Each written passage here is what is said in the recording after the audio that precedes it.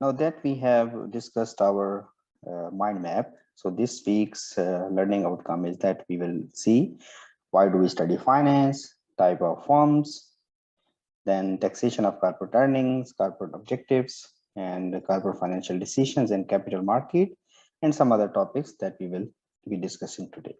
Okay.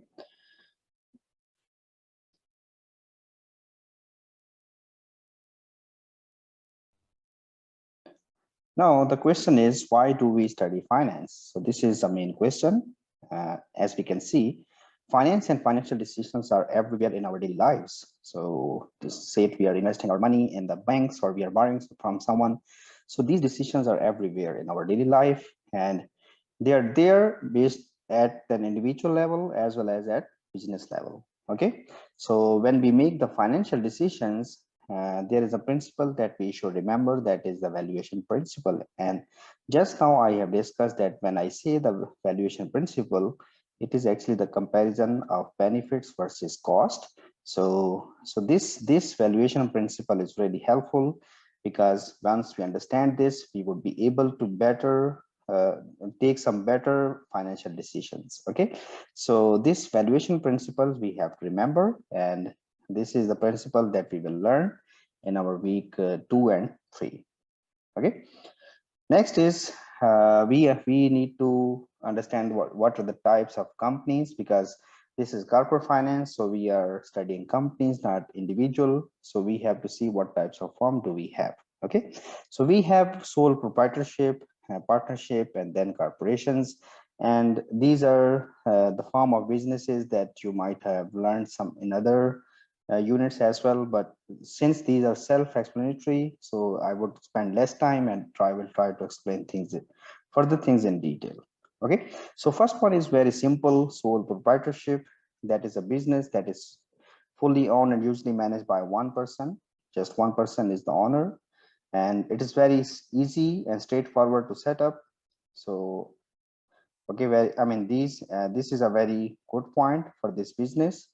But the bad thing is, or maybe the con of this form of business is, that the owner has unlimited personal liability for the firm. Okay, so it means if anything goes bad, so his personal wealth will also be at risk, as well as the life of the business goes usually with the life of the owner. So if the owner dies, business also dies. And there are a few businesses that actually they survive somehow, but largely sole proprietorship dies with the death of the owner. Okay, so this is just a simple form of business. Then we have partnership, relatively complex than the uh, sole proprietorship, but with some more benefits, right? So it's a legal form of business with two or more owners, less than, I mean, at least two, and or more than two. Okay, so with two or more owners, so all partners, they share the profit and losses of the business according to the agreed ratio. So let's say if there are three partners, so they actually, whatever would be the profit based on their investment, they may agree on specific percentage, let's say 40 40 20, right? So whatever would be the profit, so it will be distributed accordingly. If the profit is higher, this 40% would be also higher. If profit is lower, so they will get less profit. So but the percentage is decided based on their mutual consent. Next, the partnership ends on the death or withdrawal of any single partner. If any of the partner dies or maybe withdraws, it can dissolve. And also the degree to which they are responsible for management and debts depend on the specific partnership forms. So this is, we will see in the next slide. Okay, so if you see, there are two types of partnerships. Number one is general partnership, number two is limited partnership. In the general partnership, all the partners are general partner. They work in a company, they work in the business, I mean, and they provide funds, as well as they work in the company, so they are doing both. So that's why they are called general partner.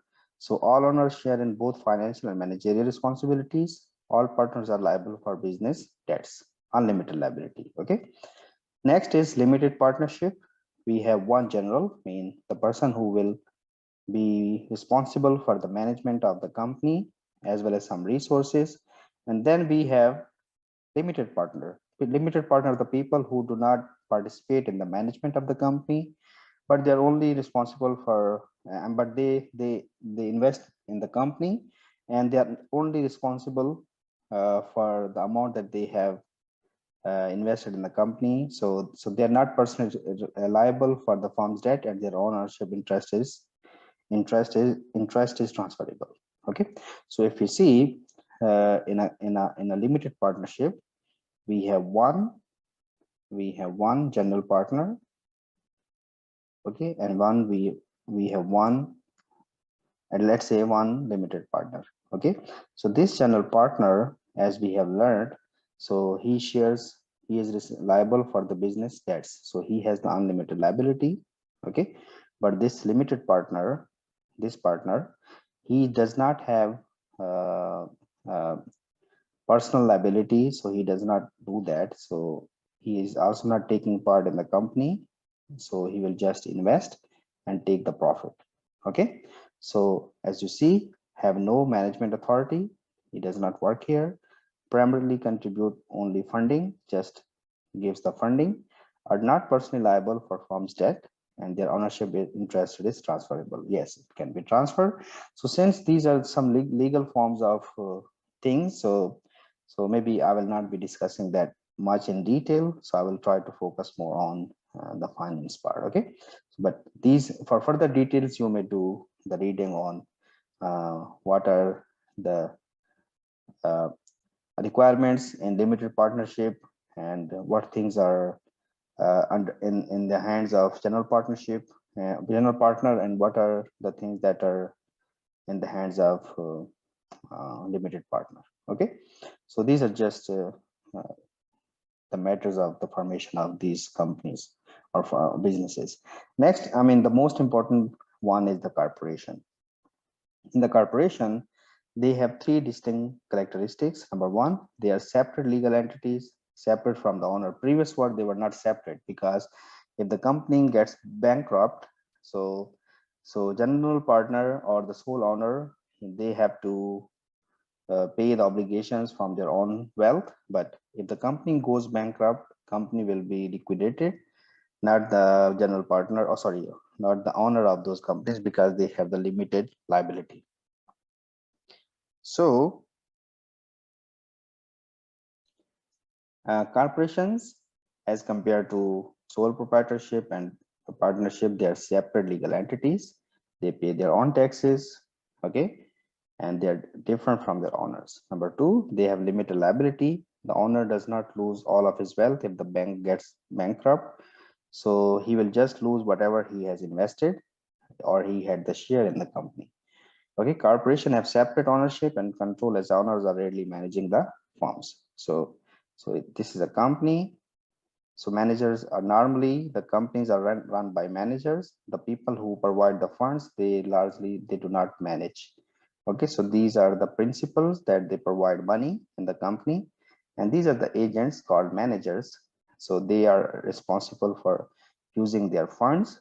Okay, so the owners, they don't really manage the companies. In partnership and sole proprietorship, as we had seen, so some partner, they take part, partners actually they take part in the businesses, but in corporation it doesn't, I mean, it's not very common that they're also uh, um, are participating in the day-to-day activities of the company. Okay, so companies can be private companies or public companies. What are the private companies? A private corporation has limited number of owners, and there is no organized market for its shares. Okay, so its shares are not sold to public, normal public. So only people, specific people, they can buy the shares.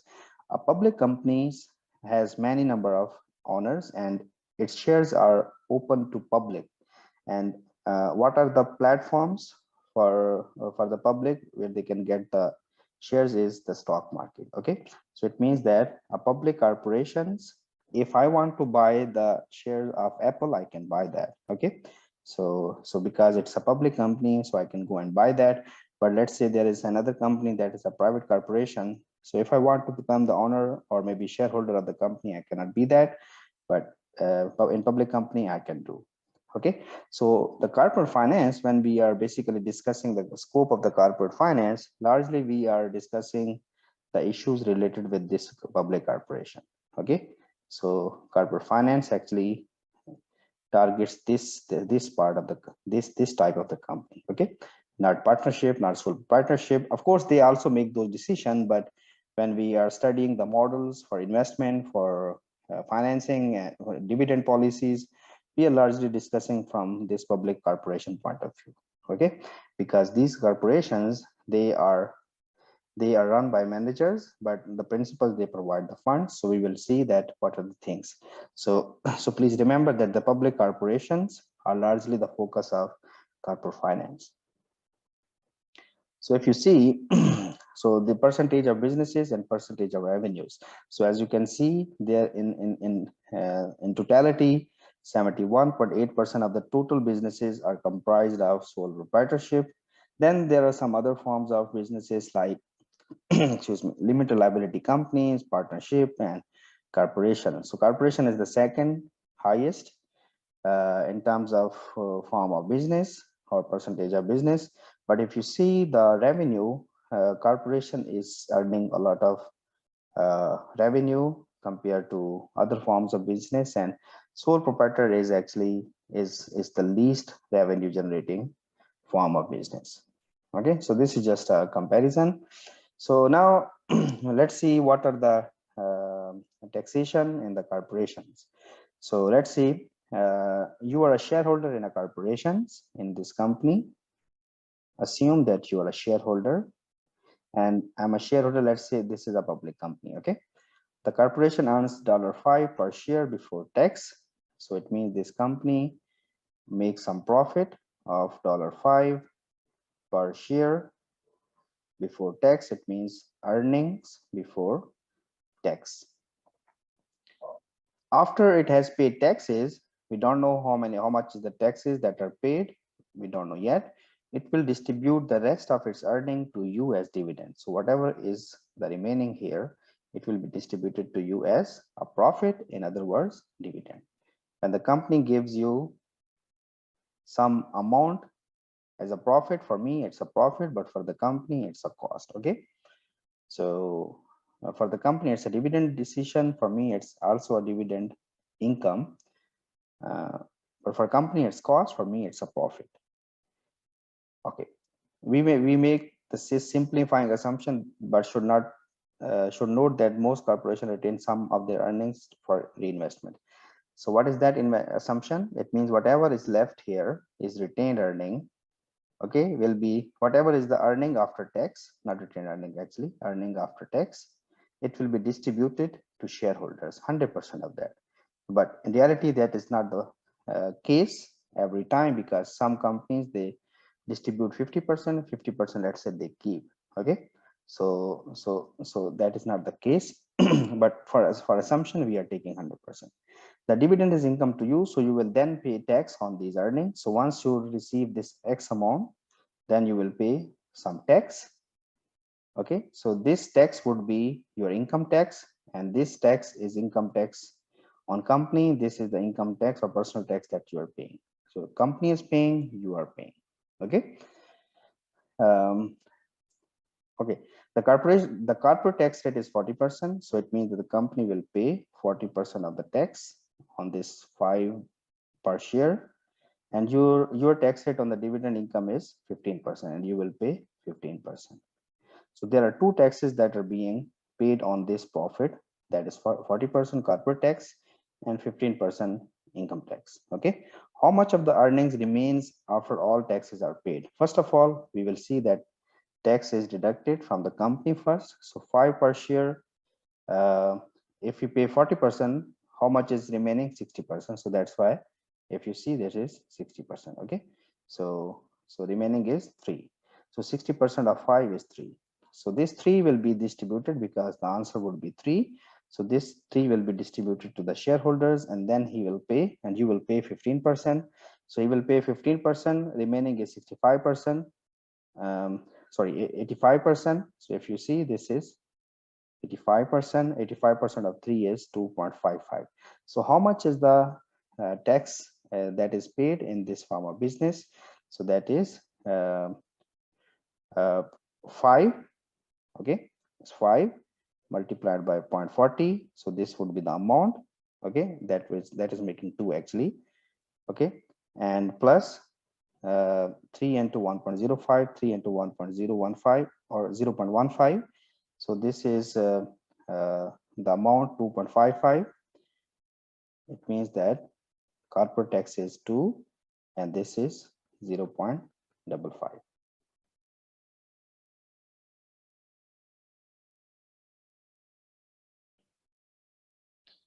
Okay, so this is not 0.55. It should be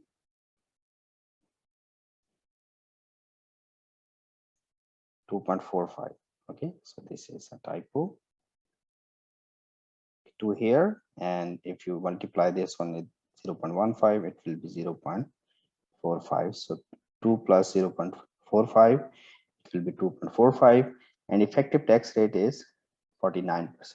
So if you calculate that, so it will be 2 plus 0.45 divided by 5. So the answer would be 0.49. So 49% is the answer. So please correct this part. So this is 2.45. Just a simple mathematical typo. Now we need to understand what is the corporate objective. So let's say any objective, not the corporate objective. So let's say if you are making a decisions, what should be the objective of your decisions, right? So if you're making any decision, the objective is to maximize the output that you want, right? Maximize the output, or maybe maximize your well-being, or maximize anything. So any decisions that you make or company make, there should be some objective, right? So when the companies, because the companies are run by managers, and the managers, these are the owners, they provide funds to companies. So managers here who are working in the companies, they should try to increase the wealth of the shareholders. So how can I do that? So he will make some decisions. Okay, so let's say he will make some good decision of investments. So when the company will make investment, very good investment decision, what will happen? The size of the company will keep increasing. Okay, so the size of the company starts increasing. So when the size of the company increasing, so let's say this owner has 10% wealth, had 10% of shares when he had initially started in this part. So as the company keeps growing, so the assets of the company, it also keeps growing. So what will happen, that 10% ownership that he has, its value will start increasing, right? So why is that happening? Because the company manager, they are making very good decision. Because of that, company wealth is increasing. When the company wealth is increasing, then the owner's profit is also increasing, or in other words, owner profitability, or the owner's wealth, or the shareholders wealth is also increasing. Okay, so since if you make a decision now, so it will have some future benefits. Let's say your benefit starts increasing from year 1, 2, 3. So these benefits, they do not realize on the same day that you make decision.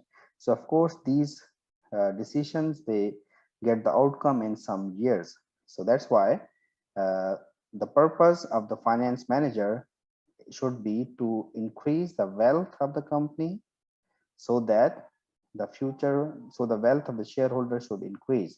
In other words, the objective of the company should be to maximize the future cash flows, or the future profit of the shareholders. Okay, so just we will divide this definition into 3 parts. Number 1, the corporate objective should be to maximize the value of the company, right? Or maximize the shareholders wealth. So if the value of the company increases, this should also increase. Or in other words, maximize present value of the future cash flows to the shareholders. So it means that so if they are making decisions, so they should know that if I make this decision, these will be the cash flows that will be coming in the future. So So if I realize, if I discount these cash flows, or if I sum up these cash flows now, so I'm actually calculating the present value, right? So present value of these future cash flow that is being generated because of some, let's say, investment decision. Okay, so this is one decision, investment decision, that is increasing the wealth of the company. Financing decision means company should borrow. Okay, so company should borrow funds that are least costly, right? So for instance, I'm a buyer, or I want to borrow something. So when I would be borrowing, would I be borrowing at lower cost or higher cost? Of course, at lower cost, right? So it means that if I will be getting something at the lower cost, my wealth will increase. So it means if these managers also make financing decisions that has the lowest cost, so it should also increase the size of the company, overall wealth of the company, or in other words, wealth of the shareholders. Okay, so these are so through these decisions, companies, they can increase the wealth of the shareholders. Okay, so using scarce resources, capital, labor, information, and technology in the most efficient manner possible, I mean, investment and financing in our case, the CFO or finance manager should invest in maximum return investment through minimum cost of capital. Through minimum cost of capital is financing, and maximum return on investment is investment decision. So largely there are actually two major decision, investment and financing decision. Okay, so it means that in finance there are largely two decisions: A, investment; B, financing. Investment and financing. So equity or dividend decision, we call it as a separate decision, but dividend decisions comes under, is the extension of financing decision, because let's say company does the equity financing. Okay, so company does the equity financing, more it does the equity financing, more the profit sharing or the dividend decision becomes relevant, right? So it means that overall we have two decisions, investment and financing, but the dividend decision is an extension. Some people, they call it as residual decision of financing. But in finance, we keep it as a third independent decision, so we call it as dividend decision. But I mean, of course, that is coming from the financing decision, but since it's a very important decision, so we have given it a separate place. So the CFO should invest in maximum return investments through minimum cost of capital. Okay, so it means when I will be calculating the value of the anything, so I should be comparing benefits versus cost, right? So benefits normally are in the denominator, right? So these are my benefits, these are my cost. So these benefits normally they are part of your investment decisions, and these cost is part of your financing decision. Okay, so it means you should finance at the least cost possible, and you should invest at the highest return possible. So if your return is highest, your cost is least, so it means your value should also increase. So that should be the objective of the finance manager or corporate finance manager. Okay, now we have seen that there are three major decisions, though I just mentioned you that there are two major decisions, investment and financing. So these are big categories. So dividend decision is also a third decision, but we can see that it normally comes out when we have a financing decisions through equity financing, right? So investment decisions is a way in which we use funds.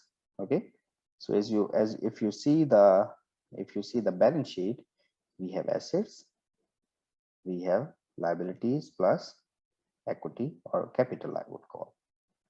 Okay, so assets, liabilities plus capital. We have current assets, we have fixed assets, we have current liabilities, we have long-term liabilities, mean we have equity financing, and we have debt capital, right? So if you see, how do we bring in assets? Of course, we use funds. So when we invest funds, we lose money, right? So it means that when we buy assets, our cash goes out. When we borrow, our funds, they come in, right? So this is a simple balance sheet, I'm just saying, right? So if you see, asset side of the balance sheet represents the investment, and this right hand side at the financing side represents financing decision. Okay, so this is investment decision part, this part, and this is financing decision. Okay, so major two decisions.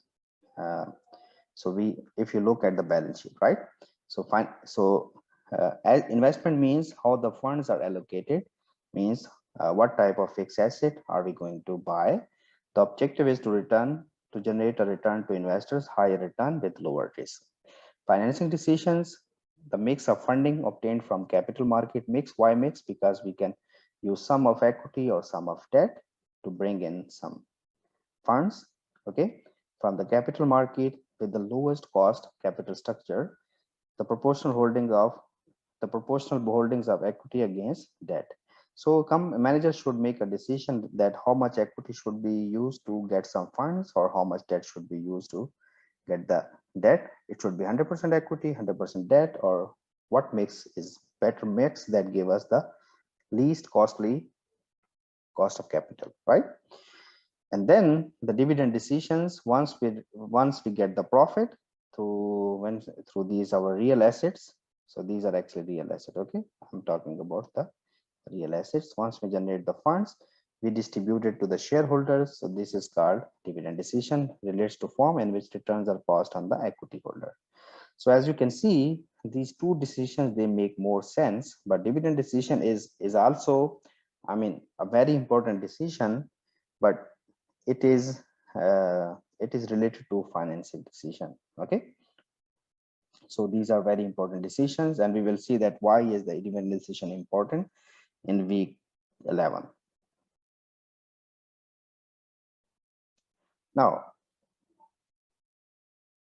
Now we should understand what is capital market and flow of funds. Why are we studying this topic? Because we have just learned that companies, they need to make investment decision and financing decision. So when companies, they make investment or financing decisions, of course, these decisions, they involve the funds, right? So funds can be used or funds can be generated. So where do companies actually generate funds? What are the platforms or what are the markets? So that's why we are understanding uh, capital market and flow of funds. Okay, so first of all, capital markets is as a market for the financial assets. Okay, so market for the financial assets mean if you want to buy or if you want to sell the assets, financial assets, we can go to capital markets. Okay, so financial assets are assets like shares, like bonds. Okay, so financial assets are the assets that represent a claim to a series of cash flows against an economic unit. For instance, if I buy a bond, so what can I expect? I can expect some coupon payment. If I invested in share, I will expect a profit, right, or dividend. So that's why if you see, so they represent a claim to a series of cash flows against an economic unit, that is a share or bonds, right? So real assets, on the other hand, if you see, we have machinery, we plant. These are the assets that generate sales. Okay, so when we refer to corporate investment, we are actually referring to the investment in the real assets. Okay, so investment decisions, it means we are in corporate finance, we are referring to this part. This is not in the scope of corporate finance. Okay, so this is, you will learn in the investment analysis and portfolio management. So there are two categories for the financial instruments that can that are being traded in the capital markets. These are equity securities like shares, and debt securities that are bond. So these are two large form of uh, financial assets. And then there are two types of markets. Okay, first we understood what are the types of assets. Okay, types of assets. We have financial assets, we have real assets. Once we learn that, then we will see that where is the market, what are the different types of financial assets. We learned that there are two types. They are stocks and bonds. Next, we see that where are these financial assets traded. So they are actually traded in the primary market as well as in the secondary market. In the primary market, So the companies, they issue for the first time their stocks as well as their bonds. And in the secondary market, like stock market, the shares that are already uh, I mean issued, they are exchanged or they are traded on daily basis, right? So capital market can be seen as a mean of exchange current and future consumption. Current and future consumption mean if I invest now, or uh, if current consumption mean if I save and consume later, or if I consume now, there is no saving in future, right? So this is actually a balance of current and future consumption. So again, what is the purpose of this slide? The purpose of this slide was to understand that companies, they make some decisions. Okay, these decisions, they involve funds, and funds can be generated through real assets as well as financial assets. When we say funds can be generated through real assets, mean when company make investment, but funds can be also generated through financing. Okay, so this is financing and this is investment. So what are the tools to use? So we will see there are financial assets in the form of shares and bonds. And what are the markets where the companies can get those funds? So they are capital markets, which involves primary market as well as secondary market. Now we need to understand this flow of fund. The flow of funds begins with investors who invest in the capital market. So these people, they have savings. Okay, so they invest in the capital market. So corporation acquire funds from the capital markets by selling financial assets. Okay, so these corporations, when they sell the financial assets, they get funds, and this is called financing. So I will explain this in detail just after this. So once they generate funds, they invest these funds in some projects. So once they get some funds from their investment, then the profit is distributed in the form of dividend decision. So let me explain that in this diagram. So let's say this is a company. Okay, I'm making a very simple case, and these are different shareholders or investors. Okay, so let's say company wants some funds, and these people, they have some savings. So they are savers, or we call it as these are lender, direct lender to the company. Okay, though it happens through financial markets, but I'm just making a very simple case. So these people, they have some funds, so they want to invest their funds in banks, or they can invest their funds in company stocks or bonds. Okay, so they want to do investment. For them, it is an investment in what assets? So it means that when they will invest in the company, they will give company some dollars, and company will give them what? Company will give them financial assets, right? Through either stocks or bonds. Okay, so it means that they are giving cash to funds to company and buying the claims. Okay, or buying the financial assets. So it means that they are making an investment and buying financial assets. So it means in this case, company is the borrower. Sorry, company is doing financing first. Company is doing financing, and company is selling. Buyer of financial assets, company is seller of financial assets. Okay, so seller of financial assets mean company is giving them stocks or bonds. Okay, so it means that once the company, they get funds, these funds will come in this company. What will company do? This is the financing decision at this moment. Okay, so once the company gets these funds, company uses these funds. Company use these funds. So I will call it as use of fund. So when the company uses funds, company invest in the real assets. Okay, so companies do financing for investment. So it means that they invest in the real asset. So we have investment now. Okay, so what will happen when the company will make investment? So let's say it will buy some plant or equipment, right? So equipment, when the company will run a new plant, what will happen? Its sales will increase. There will be CGS and the profit and everything, a net profit will be generated. So once this net profit is generated, then the company will, so let me explain that in detail. Then we have company will generate gross profit, then company will pay, then we'll have EBIT. Okay, so company will pay interest rate, and then it will be earning before tax. Company will pay tax. Then there will be companies earning after tax. Company will pay dividend. Okay, and then there will be retained earning. So as you can see, why is this happening? Sale will increase when the company will invest more in the real assets.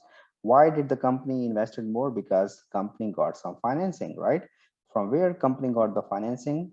From these people. For these people, it was investment for them, right? So there are two investment, remember. Investment at the end of the investor, investment at the end of company. When it is investment at the end of company, it is real investment. And when it is investment by the end of investors, it is financial assets investment, right? So they are buying financial assets, company is selling financial assets. Again, company is now buying real assets, okay? So selling financial assets, investment mean buy real assets. So once, if you see, so shareholders, let's say they have given, and they have bought bonds. So what will happen when the company will make profit?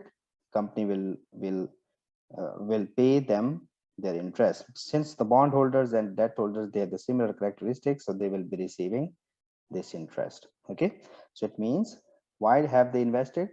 These investors, they had bought bond from the company. Why did they buy a bond? Because they have investment purpose. So they were thinking that when company will make investment decisions, company will give us some good uh, uh, interest or return, right? So they will be receiving interest payments. So after that, stock, if they have bought the financial asset in the form of stock, so company will give them stock dividends, right? So it means, as you can see, so they are now at this end. Once the company they make some profit, so again they are receiving their returns. Okay, so returns in the form of coupon payments, return in the form of dividends. So first they are giving money out, later they are receiving their profit. Okay, so this is how the flow of funds actually happens. So this is a very simple form of flow of fund, but normally it happens that between the companies and the investors, there are some intermediaries in the form of, let's say, capital market. Okay, so capital market will be there. Let me use another. Capital market or stock market is there. Okay, so companies they sell their financial assets in the stock market. Instead of selling directly to investors, investors buy financial assets in the stock market instead of buying it from the companies itself, because they provide a very good mechanism, right? So it's a intermediate, sorry, it's a mechanism through which this selling and buying of financial asset happens. So this is called a direct flow of fund.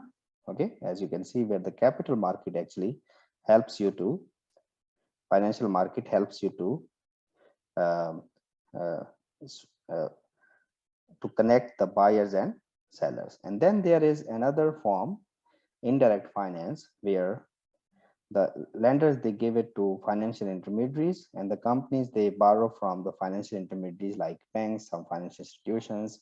So they can, instead of going to capital markets, they can directly buy from banks. So this is one way of borrowing for the companies or investment for the investors. So this is another way. Okay, so each direct or indirect finance has their own benefits.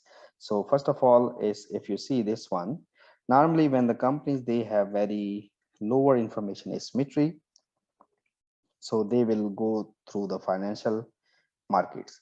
But if they have higher information asymmetry, means companies, there is a higher information gap between companies and the buyers or these investors, so they can directly go through banks. So different situation in the economy actually decides which way companies or investors are uh, going to to to channel their funds. Okay, so this is very important. Next is different financial institution. In this structure, as we see, there are some financial intermediaries. So what are the different types? So as we can see, types of financial institutions, we have banks and credit unions, insurance company, mutual funds, pension funds, hedge funds, venture capital funds, and private equity funds. So you can see the details of these funds in more detail. I mean, you can just get the information from Google. It's very easily available. So as we can see, institutions, we have banks and credit unions. So they save the money. So they take the money from the investors and they lend it to corporations or some people. Okay. So it means that they will take funds from investors and they give it to these people. Okay. So insurance companies, they take money by the insurance premiums. So they will sell insurance, we pay them insurance premium, and they have some investment earning that is the source of their money. Okay, so insurance premium, we give them some premium and they also invest. So whatever is the earning, so is their source. So where do they invest mostly in bonds and some stocks, using the investment income to pay claims. So this is just a simple, they are self-explanatory, so there is nothing that is more technical here. So you can get more information on these uh, that is readily available. Okay, so then there are some hedge funds and venture capital funds. These are the investment by wealthy individuals.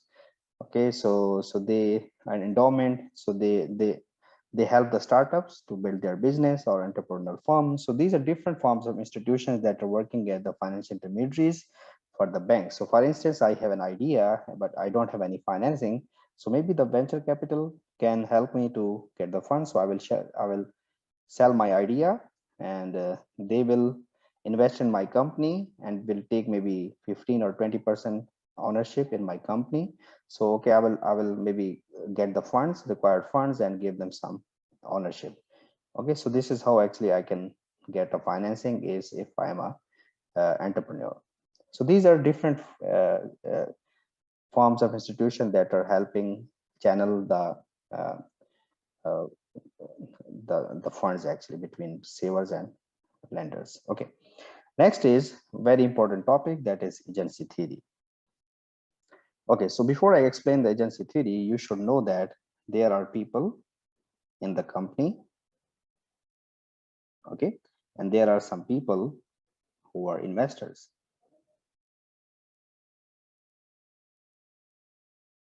Companies, they are run by finance manager, right? So finance manager know more about the company. So these are the principal who have given the money to these agents to run the business. Okay, so but these are the people who are not running the business. So they have given their funds to company. So now the funds are under the control of this manager. Okay, so since they are not running the company, so there is an information asymmetry gap. So there is an information gap. Okay, so principals may not trust the manager, that they might not be working in their best interest, because what is the interest of the manager? These are the people who have given funds to the managers and ask them that, okay, work in this company, try to maximize the wealth of the company or increase the size of the company so that their wealth can be increased.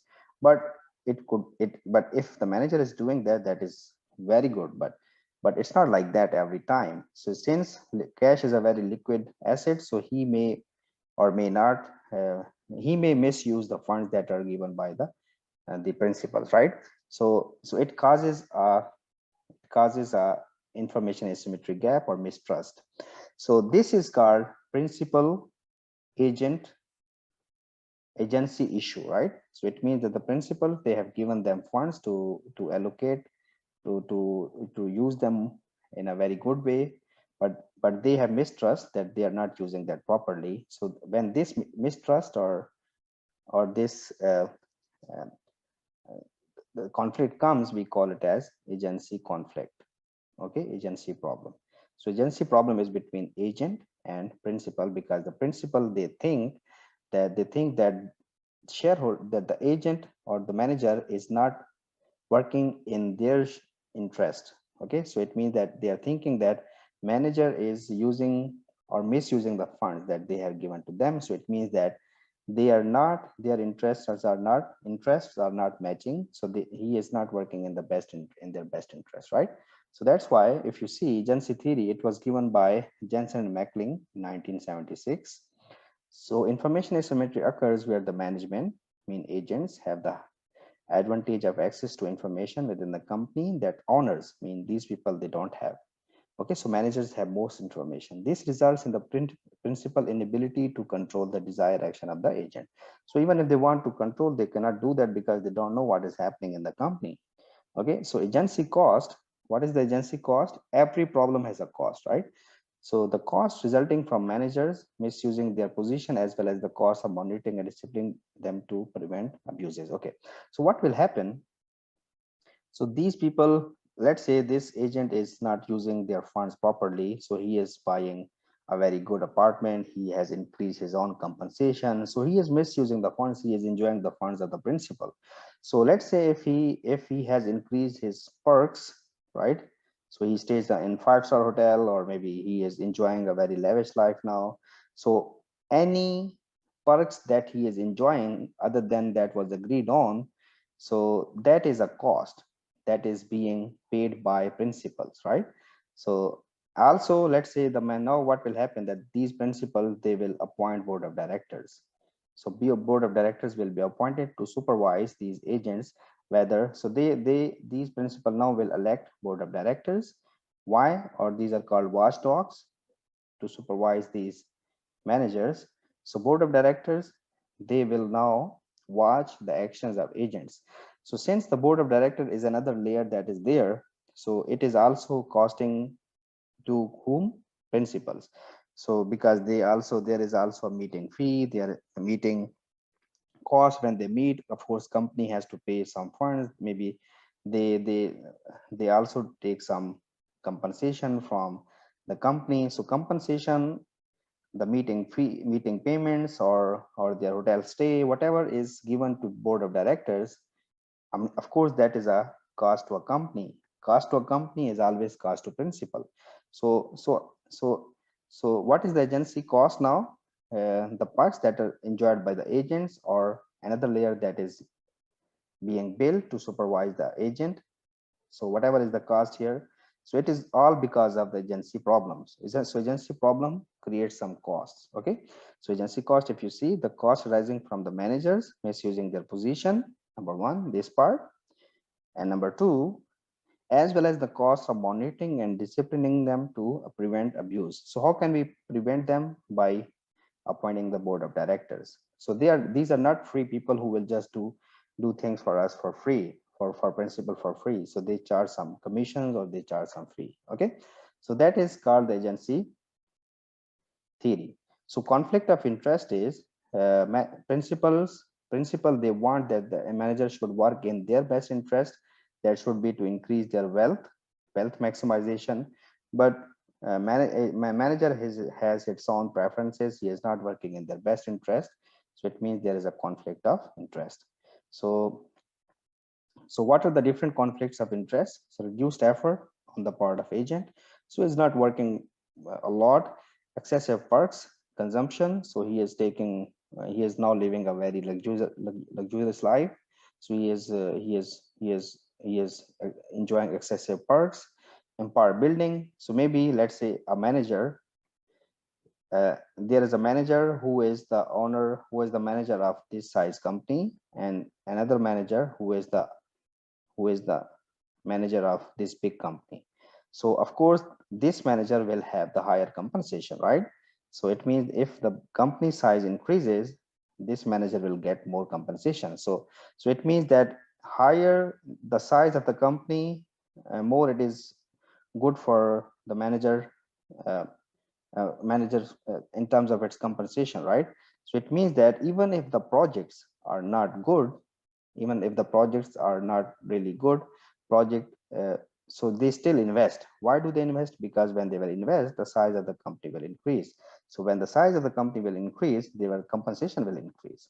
So it means that it is an agency conflict, or maybe conflict of interest. So it means that if the the investment project is not good, they should not invest in that project, but they are investing it because why? The size will increase. When the size increase, compensation will increase. So it means that empire building mean increasing the size of the company or investing heavily in the projects that are not profitable. Entrenchment means they are very um, uh, resistant to change. So they do not actually act upon the different conditions that are being that are coming in the market. So they are not bothering about any change. So they are entrenched. So they are not bothering. Okay. So they're not bothering about the market conditions. They're not making effort. So these are some of the conflict of interest, and you can find many other. I would encourage you to find some other conflict of interest as well. Okay, so how can we reduce the agency problem? Number one, corporate governance means we need to appoint board of directors, right? And so this will help us to help principals to reduce the agency problem. And incentives, give some compensation packages to managers that try to induce them to act in the stockholder interest. Okay, one option in the form of incentive is that, so these principals, they can give some equity stakes. So they will say that, okay, we are going to give you 5% or maybe 2% ownership in the company now. So if the company's performance increases, his wealth will also increase, right? So it means he will now take every decision possible that increases the performance of the company in true sense, right? So now they are actually giving them equity compensation or stock options so that the performance of the company or the manager is linked with the company performance, because now his wealth is at stake. So if there is no ownership of this manager in the company, he has no incentive to work in the best interest of the shareholders. But if he is given some ownership, of course he will try his best to get most of the investment return from the investment. Now, as you can see, this is the mind map of our first topic. So you may change, but that is according to my understanding. So we have seen that what is the objective of finance. So objective of the finance should be maximize shareholders wealth, and the objective of every type of business is the same, to increase the wealth, right? So either it's a sole proprietorship, partnership, or company, so objective should be the same, to maximize the wealth. But from a corporate perspective, from the company perspective, from corporate finance perspective, we are taking this company. Okay, so it should be the objective should be to maximize the shareholders wealth. So how can the companies, they can maximize the shareholders wealth? So by making financial decisions. So what are the different types of financial decisions? Then they are financing decision, investment decisions, and dividend decisions. So how can companies, they can execute these decisions? By using funds, right? So channels for funds is very important. Mean the company, when they are making an investment decision, they may need some funds or they need to do financing. So channel of funds for funds is very important.